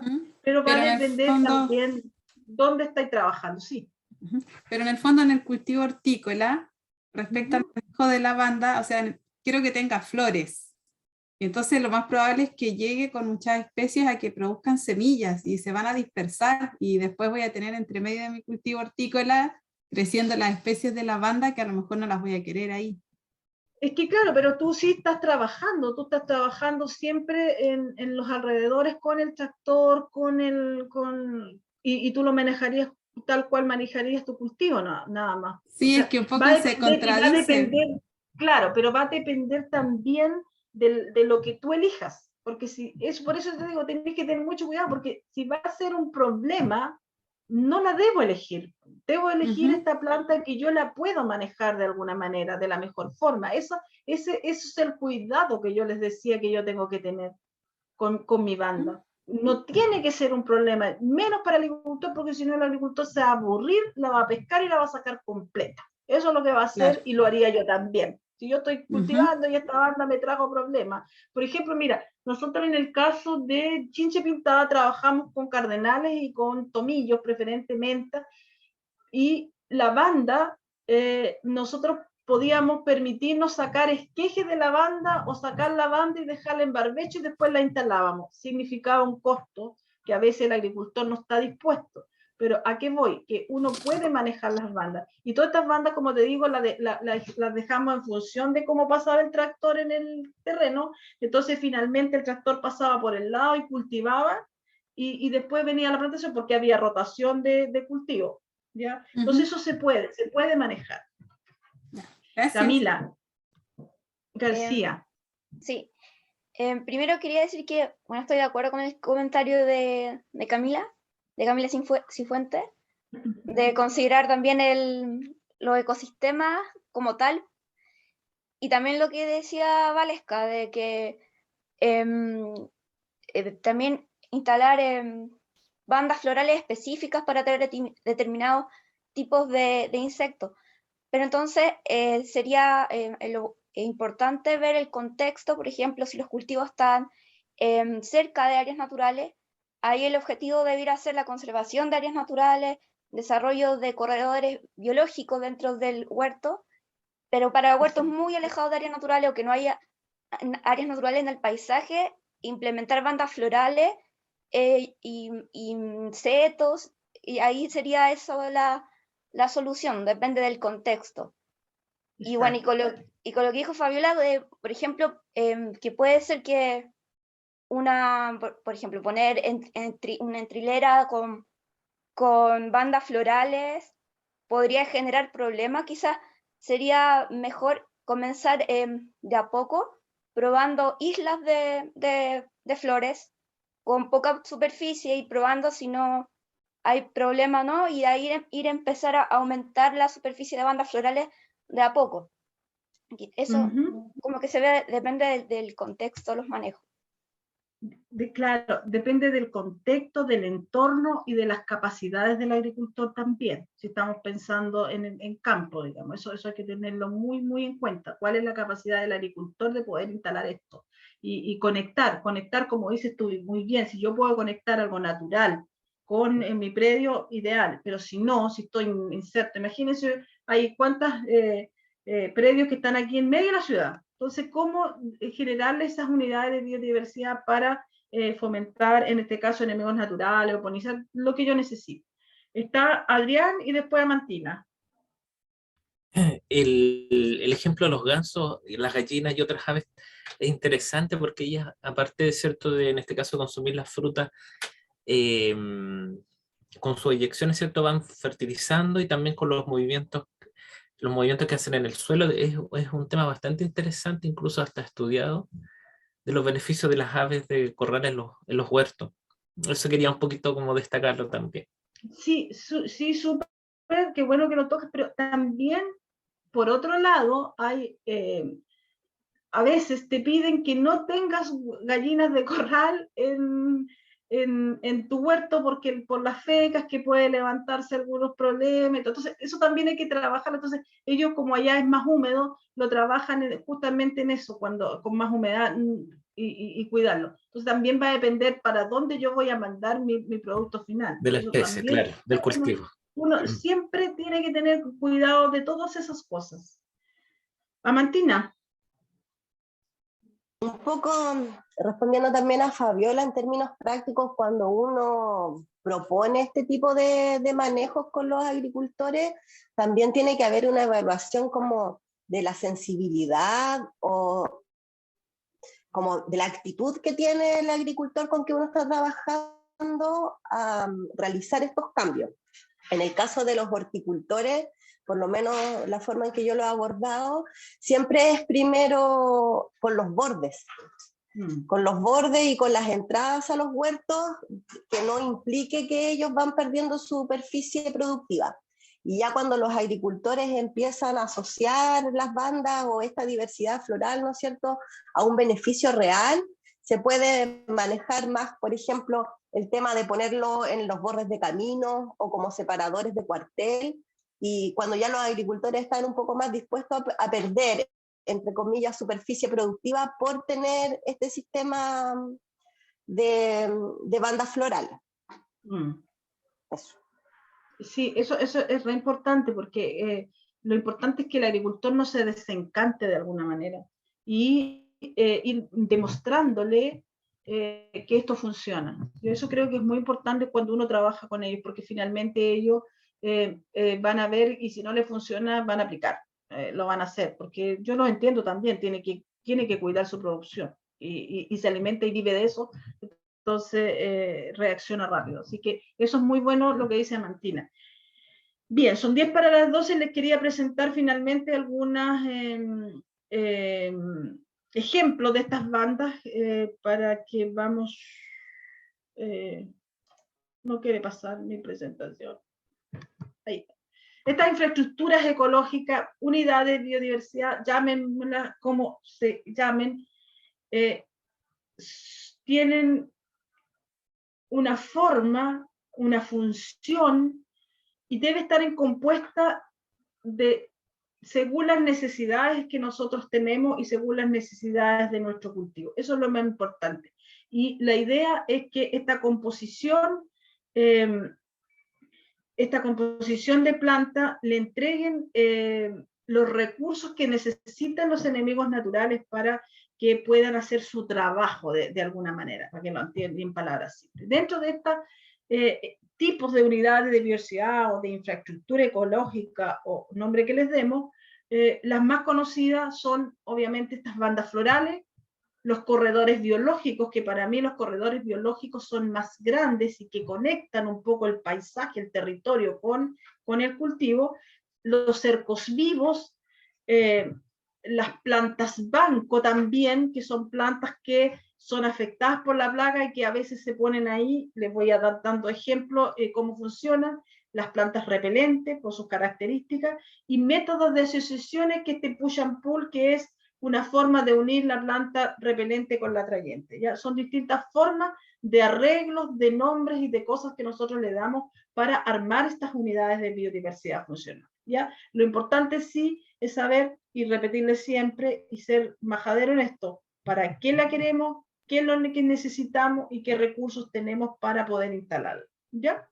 Las especies que se leían ahí en la fotito cumplen diferentes funciones en ese caso, Diferentes ¿cierto? funciones, claro, que son muy utilizadas. Si ustedes hablan de la menta, de la salvia, el romero, el ajo, son plantas que siempre están utilizadas, ya sea como bandas, porque también lo vamos a tocar al final, cuando nosotros, sobre todo en la parte de cultivos hortícolas, cuando hacemos policultivo, de alguna manera también estamos aumentando esa biodiversidad. Y algunos de ellos, como el ajo, que se pueden hacer, además tienen una doble función, se pueden utilizar. Cuando yo hago una banda que también se puede utilizar para algo y se puede lucrar de eso, también es bueno para el agricultor. ¿Ya? Hoy por hoy, que está muy de moda el usar, por ejemplo, la caléndula para las flores de caléndula, vender las flores de caléndula porque las están comprando para hacer crema, para hacer cosas, también tiene una entrada extra al agricultor. Y eso también hay que enseñárselo y mostrárselo al agricultor. Entonces, como ejemplo, tenemos las barreras como mecánico-físicas de alguna manera que se han utilizado en muchos lugares. Por ejemplo, ahí es el vetiver, en donde está aislando, son barreras, y ahí si se fijan, la hablo como barrera y no como banda porque es una especie que está siendo instalada para un determinado efecto, ¿ya? Entonces, ahí hablamos de como de una barrera. Esa barrera podría estar alrededor, podría ser como una especie de cerco vivo, pero está conformada por una especie, ¿ya? Y ahí estaba aislando ese cultivo de ¿cómo se llama? De una plaga que la estaba afectando, que preferentemente venía por el arrastre y que eran áfidos. Áfidos eran los que ellos estaban controlando. Entonces, es una manera de poder instalar una banda. Otra son las barreras disuasivas. Yo no sé si ahí voy a sacarnos un poquito ahí. Barreras disuasivas, que son barreras que le impiden a la plaga llegar. Por ejemplo, ahí es un trabajo que se hizo con mosca blanca, en donde, ¿por qué no son bandas florales para mí? Porque las bandas tienen que, para mí, personalmente, no sé si comparto con usted, las bandas florales tienen una mayor composición de especies. Estas eran bandas de una especie, se trabajó con tajete, con sorgo preferentemente, y que las instalaron alrededor de cultivos de tomate. Y lo que ellos querían ver si tenían un efecto sobre la mosca blanca, Bernicia tabaci en este momento. Esto fue en el Valle de Culiacán, en México, y ellos evaluaron si tenían algún efecto. Y se dieron cuenta que a nivel de huevos y a nivel de adultos, estas bandas que estaban formadas por tajete, que ¿cómo le llamamos acá al tajete? No me acuerdo, pero Clavelina, parece. Es como clavel japonés, si no me equivoco. Algo así le dicen. Algo así, es el tajete, y ellos lo utilizaron y se dieron cuenta que con ese tipo de bandas alrededor del tomate disminuía la cantidad de huevos y de adultos de moscas blancas. Otro tipo de bandas son estas bandas florales propiamente tal, que para mí, si se fijan, aquí hay varios ejemplos. Este ejemplo de arriba, donde hay muchos colores, es una banda que está instalada acá en Centro Ceres, en donde, si se fijan, tiene, hay algunos frutales, y alrededor hay una gran cantidad de caléndulas, hay se dejaban crecer en esa banda algunas especies de maleza, como mostacilla, como rábano, y además tenía lavanda. Entonces había una función grande y la tenían ahí para evitar el arribo de plaga en esa zona. Acá hay una banda floral, que cualquiera la llamaría floral. Si se fijan, es un cultivo intensivo de lechuga, y al medio hay una lobularia marítima, o el alisum, que le llamamos, ¿ya? Y esta está instalada preferentemente porque el alisum es muy atrayente de los sírfidos, ¿ya? Entonces, esta es una banda que podría ser utilizada. Pero miren lo que yo les digo. Imagínense que ese campo de cultivo de lechuga yo lo cambio por repollo, ¿ya? Piensen en esa misma banda, pero ahora yo le puse repollo. Y ahí quiero que me conteste Emiliano y me diría qué pasaría. Voy a pillar si Emiliano está atento, ¿no? No está Emiliano, se fue Emiliano, lo pillé. Aquí estoy. Ya. La cosa es que estoy en campo. Emiliano, cuéntame, El ¿qué nos aliso, pasaría? claro, el aliso y el repollo son de la misma familia, entonces comparten las mismas plagas. El pulgón de las brásicas, el Bedicorina, y bueno, y también la plutela, la polilla, el pagrada, y también los trips. Entonces ahí quizá no sería tan óptimo. Exactamente. Y te faltó el chinche. Claro, chinche La pintado. globularia es hospedera del chinche pintado. Por lo tanto, cuando yo instalo una banda, también tengo que pensar en el cultivo que está y el que viene, ¿ya? Porque generalmente, si ustedes se fijan en campo, siempre hay una rotación entre lechuga, repollo. Se da muchos en el campo. Entonces, ahí tengo que tener cuidado. No significa que no la coloque, significa que tenga cuidado en colocarla, a lo mejor no tanta, no solo la lobularia ahí, no sola, sino que con otras cosas más, porque tengo que pensar que podría ser un problema si yo cambio a repollo, ¿ya?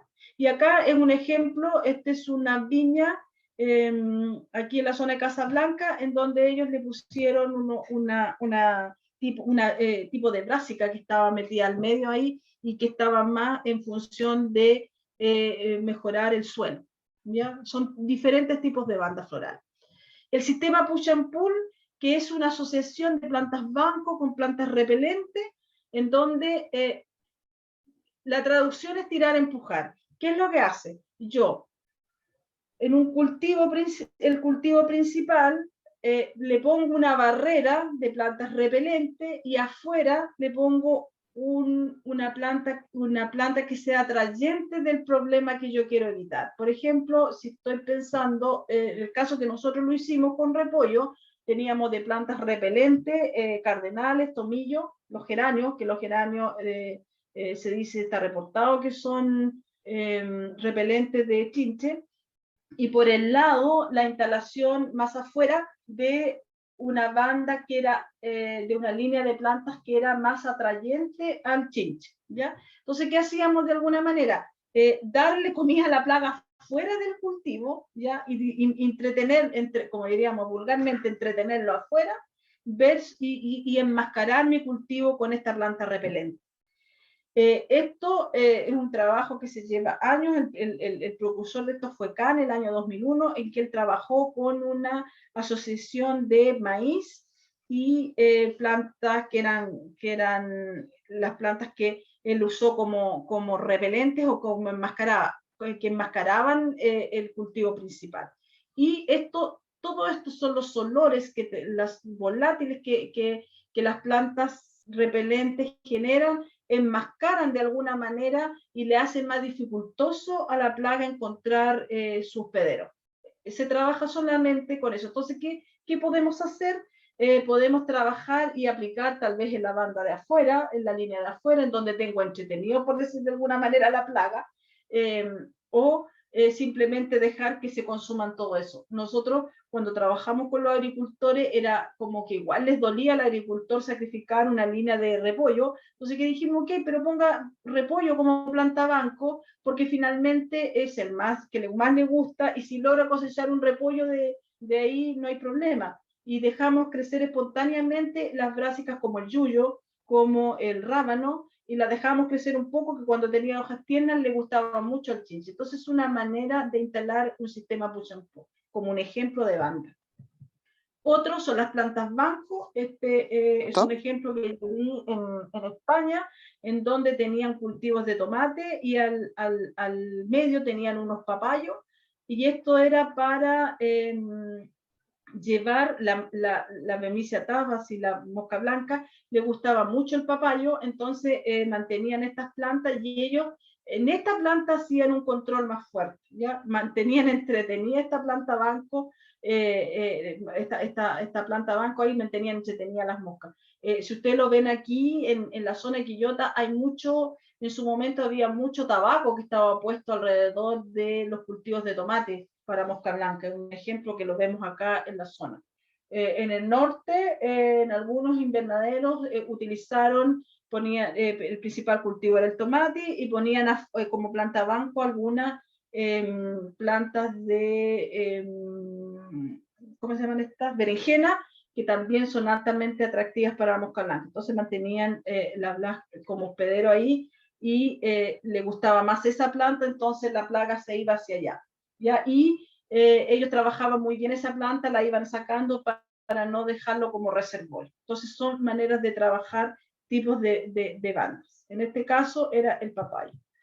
Por el otro lado, también los agricultores utilizan las plantas repelentes. Por ejemplo, siempre en campo uno puede ver la asociación entre una albahaca y entre un tomate, porque la albahaca enmascara, no le gusta mucho a la mosca blanca, y también permitimos ahí mantener un poco resguardadas nuestras plantas. Se utiliza mucho, algunos usan menta, otros usan romeros, que son más arbustivos, que pueden enmascarar y que son repelentes de ciertas plagas y que se pueden utilizar. El cultivo trampa también es muy utilizado.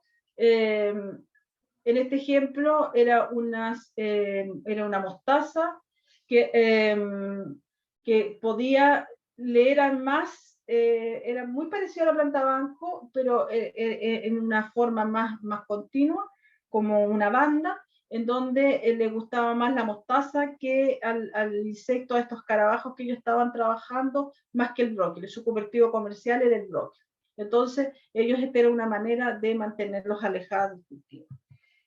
Marta, ¿podría agregar algo? Sí, dime.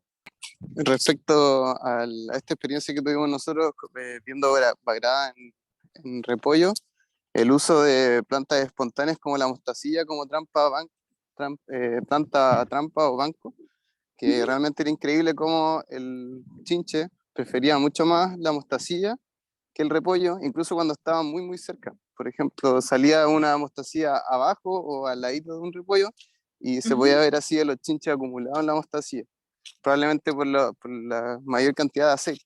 Pero era increíble cómo uno, si dejaba la mostacilla, el chinche se iba a la mostacilla, pero si uno la sacaba, el chinche se va al repollo. Sí, sí, no, totalmente cierto, es lo que dice Emiliano.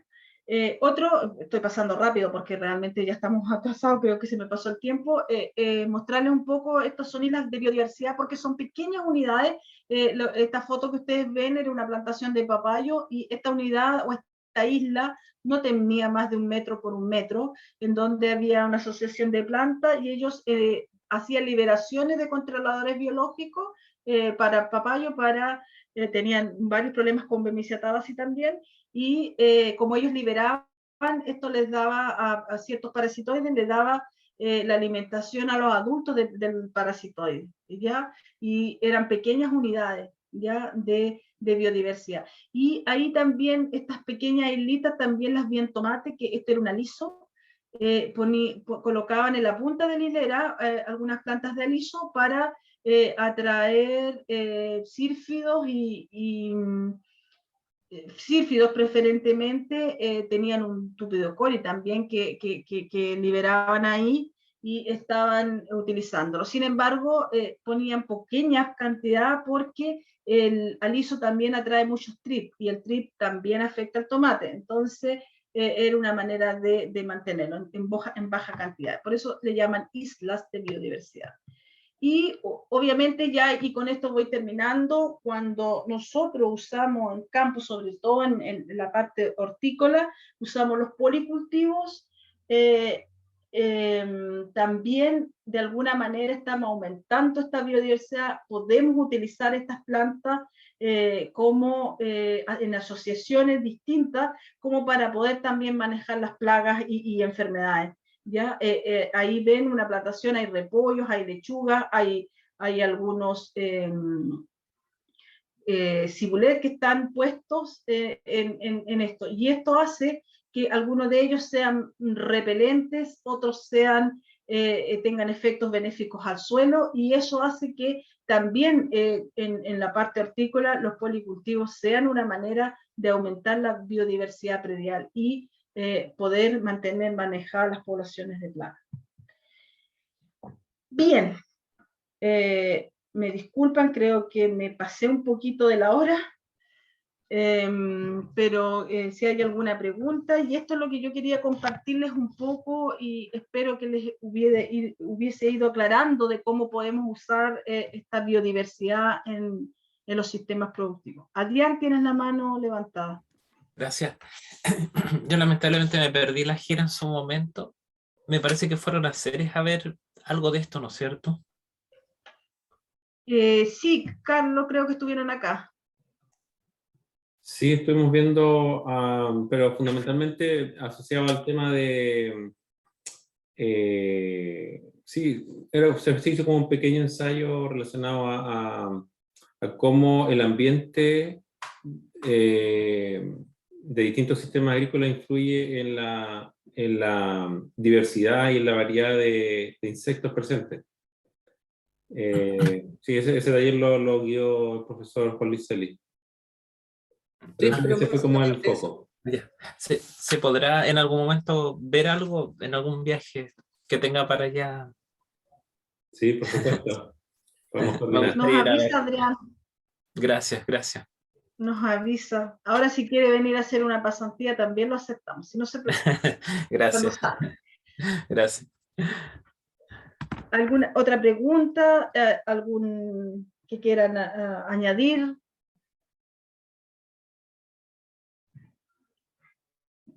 Bien.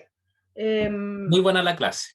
Gracias a todos por haber presentado. Les quise presentar más ejemplos prácticos de lo que se está utilizando, más que lo que podemos ver en la bibliografía, porque soy una convencida que a veces es bueno bajar un poco toda nuestra enseñanza al uso en campo, a cómo finalmente nos vamos a poder enfrentar a los agricultores y cómo responderles sus preguntas con respecto a esto. Yo creo que igual les voy a dejar ahí todo, en la presentación había una bibliografía, le voy a dejar, no sé si van a entregar las presentaciones, o por lo menos le puedo mandar la bibliografía en donde puede ir consultando todo este material, para que puedan reforzar lo que vimos.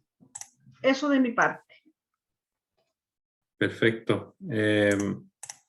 Muchas gracias, Marta, por tu clase. Yo creo que fue muy entretenida, muy aplicada. Yo creo que, imagino que los estudiantes disfrutaron mucho la sesión, ¿verdad? Porque vieron muchos casos aplicados a la realidad. Aquí hay varios de ustedes que trabajan con agricultores, pequeños agricultores, y sin duda que todos estos tips o recomendaciones que tú nos has dado le van a ayudar mucho en su trabajo. Solo quería terminar recordando que además de que la próxima semana tendremos la participación del profesor Eduardo Arellano de la Universidad Católica de Chile, y la próxima semana además comenzamos con la tercera unidad del curso, que tiene que ver con restauración biológica de suelos, ¿ya? Y Eduardo nos va a hablar acerca de las funciones del suelo y los servicios ecosistémicos, entendiendo los indicadores de suelos para el manejo sustentable de este, ¿ya? Así que quedan todos cordialmente invitados para la próxima semana, ¿ya? Así que muchas gracias a todos. Ok, Hasta pronto. muchas gracias. Gracias, profesores. Gracias por todo. Chao, muchas